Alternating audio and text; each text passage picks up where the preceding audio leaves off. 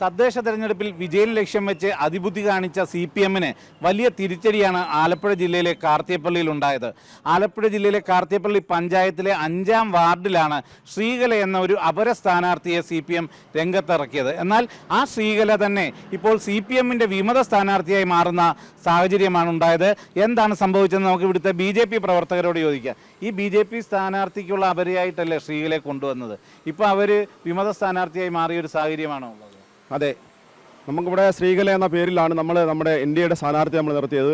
അതിൻ്റെ അപരയായിട്ട് തന്നെ നമ്മുടെ LDF കൃത്യമായിട്ട് അവരുടെ ബ്രാഞ്ചിൻ്റെ സെക്രട്ടറി തന്നെ മുൻ വൈസ് പ്രസിഡന്റിനെതിരെ, അത് അല്ലി റാണിക്കെതിരെയാണ് അവിടെ ബ്രാഞ്ച് സെക്രട്ടറി മത്സരിക്കുന്നത്. അത് അവരുടെ വിമത ശബ്ദത്തിൻ്റെ ഒരു മുഴക്കം മാത്രമാണ്. അത് നമ്മൾ എല്ലാ രീതിയിലും അവരെ ചേർത്ത് തോൽപ്പിച്ച് നമ്മുടെ ശ്രീകല അമ്പിളി CPM-ൽ തന്നെ ഒരു വിഭാഗം ഈ ശ്രീകലയ്ക്ക് പിന്തുണ കൊടുക്കുന്ന സാഹചര്യമാണോ? അതെ, CPM-ൽ തന്നെ ഇപ്പം ഒരു ഭാഗം ആൾക്കാർ സ്ത്രീകൾക്ക് പിന്തുണക്കുന്ന വിഭാഗം ഉണ്ടായിരിക്കുന്നത്. അതിനെയൊക്കെ നമ്മൾ ചേർത്തുകൊണ്ട് നമ്മുടെ സ്ഥാനാർത്ഥിയെ വിജയിപ്പിക്കുന്ന സംവിധാനമാണ് നമ്മൾ NDA സഖ്യം അവിടെ അവലംബിച്ചുകൊണ്ടിരിക്കുന്നത്. ഇപ്പം കഴിഞ്ഞ തെരഞ്ഞെടുപ്പിൽ കാർത്തിയപ്പള്ളി പഞ്ചായത്തിലെ ഏറ്റവും വലിയ ഒറ്റകക്ഷി BJP ആയിരുന്നു. എന്നിട്ടും ഭരിക്കാൻ സാധിച്ചില്ല. ഇത്തവണ എന്താണ് സാഹചര്യം? BJPക്ക് എത്രത്തോളം പ്രതീക്ഷയുണ്ട്? അതിലുപരി എന്തൊക്കെ വികസന പ്രശ്നങ്ങളാണ് ഇവിടെ നിലനിൽക്കുന്നത്? കാർത്തിയപ്പള്ളി പഞ്ചായത്തിലെ നിലവിലെ ഏറ്റവും വലിയ ഒറ്റകക്ഷി BJP ആണ്. 5 പേരാണ് ഞങ്ങൾ മത്സരിക്കുന്നത്. നമ്മൾ കഴിഞ്ഞ പ്രാവശ്യം നമുക്ക് 1-2 സീറ്റിൻ്റെ വ്യത്യാസത്തിലാണ് നമ്മുടെ ഭരണം നമ്മുടെ കയ്യിൽ വിട്ടു പോയിരിക്കുന്നത്.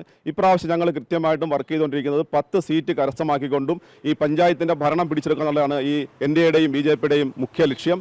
അതിനുവേണ്ടി നമ്മൾ ചെയ്യാൻ പോകുന്ന വികസന കാര്യങ്ങളെന്ന് പറഞ്ഞാൽ ഈ പ്രദേശം മൊത്തം നമ്മൾ പടിഞ്ഞാറൻ ഏരിയകളാണെങ്കിൽ ഓരുവെള്ളം കയറി ഈ പ്രദേശം മൊത്തം കൃഷിയും അതുപോലുള്ള ഈ സ്ഥാപനങ്ങളുമെല്ലാം നശിക്കുന്നൊരവസ്ഥയാണ്. അതിന് മാർഗമായിട്ട് നമ്മൾ കേന്ദ്ര സർക്കാരിൽ സമ്മർദ്ദം ചെലുത്തി അവിടെ ഒരു സ്ഥിര സംവിധാനം, അതായത് ഒരു നല്ല ഷട്ടർ സംവിധാനം ഒരുക്കി ഈ വെള്ളത്തെ നമ്മൾ ചെറുക്കുക എന്നുള്ളതാണ് ആദ്യത്തെ ഞങ്ങളുടെ മുഖ്യ ലക്ഷ്യം. അതുപോലെ തന്നെ കയർ മേഖലയാണ് നമ്മുടെ ഈ പ്രദേശം മൊത്തം. ഇതൊരു മെറ്റീരിയൽ വർക്ക് ആയതുകൊണ്ട് തൊഴിലുറപ്പ് പദ്ധതിയിൽ പെടുത്തിക്കൊണ്ടും ഈ മെറ്റീരിയൽ വർക്ക് കയറുകൾ ഉൾപ്പെടുത്തി അവരെ സംരക്ഷിക്കുക എന്നുള്ളതാണ് നമ്മൾ ഭരണം കിട്ടിയാൽ ചെയ്യാൻ പോകുന്ന പ്രധാനപ്പെട്ട കാര്യങ്ങൾ. ഇവിടെ കുടിവെള്ളവും വലിയൊരു പ്രശ്നമാണ്. അതെ തന്നെ, ജൽജീവൻ മിഷൻ കൊണ്ട് നമ്മൾ കുടിവെള്ളത്തിന് വേണ്ടി നമ്മൾ പൈപ്പ് ലൈൻ വലിച്ചതാണ്. ഈ സർക്കാരിൻ്റെ ഫണ്ട് കൊടുക്കാത്ത കാരണം, ഈ കേരള സർക്കാരിൻ്റെ ഫണ്ട് കൊടുക്കാത്ത കാരണം ഈ പദ്ധതി തന്നെ, ഈ പൈപ്പുകൾ നമുക്ക് കാണാം, ഈ പദ്ധതി തന്നെ നിന്നിരിക്കുകയാണ്. അപ്പോൾ അതിന് ഒരു ടാങ്ക് നമ്മൾ കൃത്യമായിട്ടൊരു ടാങ്ക് നമ്മൾ തോട്ടുപുഴ സ്കൂളിൽ നമ്മൾ സജ്ജീകരിക്കാൻ വേണ്ടി എല്ലാ ഫണ്ട് വരെ അതിൻ്റെ ടെൻഡർ വരെ കഴിഞ്ഞിരിക്കുകയാണ്.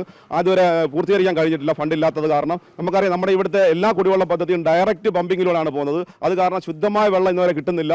ഈ ഓവർഹെഡ് ടാങ്ക് വരുവാണെന്നുണ്ടെങ്കിൽ കൃത്യമായിട്ടും അതിന് ഒരു ഫിൽട്ടർ സംവിധാനം വെച്ചുകൊണ്ട് നല്ല ശുദ്ധമായ വെള്ളം കൊടുക്കാൻ കഴിയും. അതിനുവേണ്ടി നമ്മൾ കേന്ദ്ര സർക്കാരിൽ സമ്മർദ്ദം ചെലുത്തിക്കൊണ്ട് നമ്മുടെ ഭരണം കിട്ടിയാൽ കൃത്യമായിട്ട് ചെയ്യുന്നതായിരിക്കും. ചേച്ചിക്കാണ് ഇപ്പോൾ ഒരു അപര വന്നത്. അതപ്പം സ്വാഭാവികമായും ചേച്ചിയുടെ ഒരു വിജയം മുന്നിൽ കണ്ട് ആ ഒരു പരാജയ ഭീതിയാണ് CPM-നെ കൊണ്ട് അപരയെ നിർത്തിയത്. ഇപ്പം ചേച്ചി എന്നിട്ടും എത്രത്തോളം വിജയപ്രതീക്ഷയോടെയാണ് ഈ പ്രചരണത്തിലൊക്കെ ചേച്ചിക്ക് കിട്ടുന്നത്? എനിക്ക് വിജയിക്കാൻ നല്ല പൂർണ്ണ വിശ്വാസമുണ്ട്. എനിക്ക് നല്ല രീതിയിൽ ഈ വാർഡിൽ എല്ലാവരും നല്ലപോലെ പ്രവർത്തിക്കുന്നുണ്ട്. എല്ലാ വാർഡ് കമ്മിറ്റി അംഗങ്ങളായാലും അല്ലാതുള്ളവരെ എല്ലാം നല്ലതുപോലെ പ്രവർത്തിക്കുന്നുണ്ട്. BJP എന്ന സ്ഥാനാർത്ഥി ഇവിടെ 5-ാം വാർഡിൽ ജയിക്കണമെന്നാണ് പൂർണ്ണമായ വിശ്വാസവും ആഗ്രഹവും.